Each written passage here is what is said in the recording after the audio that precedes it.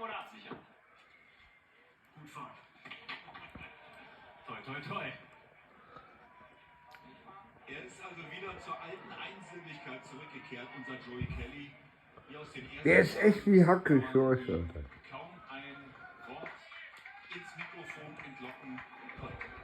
So, auf geht's. Wird das die große Triumphfahrt des Iren oder geht er durch seine Schwierigkeit hier ein Risiko ein? Das war schon mal der erste Einschlag für ihn dort gerade an der Seite. Aber er hat ja diese Edelstahlabweiser.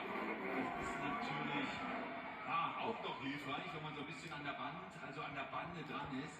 6 Sekunden wie in Eis gemeißelt stehen die dort. Und zwar auf der richtigen Seite der Uhr mit dem Minuszeichen davor. Schön auch mal nur die Fahrgeräusche zu hören. Kelly geht auf die Überholspur.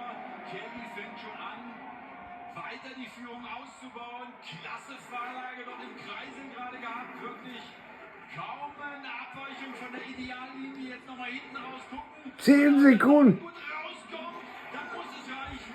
Die Hand war kurz weg vom Griff, aber er hat die Fahrlage wieder. Joey Kelly, die lebende Legende des Foxsports, holt sich eine weitere Goldmedaille. Die Triumphfahrt geht bis in den Zielkreisel. Da haben wir den Weltmeister. Was für ein Podium. Wir haben Irland, Griechenland und die Türkei auf dem Podium. Und das hatten wir so auch noch nicht. 89 Kilometer pro Stunde in einer Wok. Das hätten wir nie gedacht, dass so etwas mal möglich ist. Und dann natürlich diese super Zeit hier von ihm. Also der kennt eigentlich nur eins, Attacke.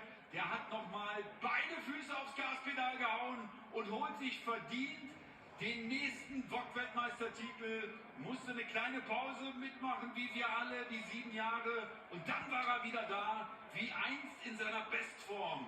Wir gratulieren dem Wok-Weltmeister im Einer. Wir gratulieren dem einmaligen Joey Kelly. Hey! So, ich warte natürlich auf Joey Kelly, der war so unfassbar schnell, dass er sich erstmal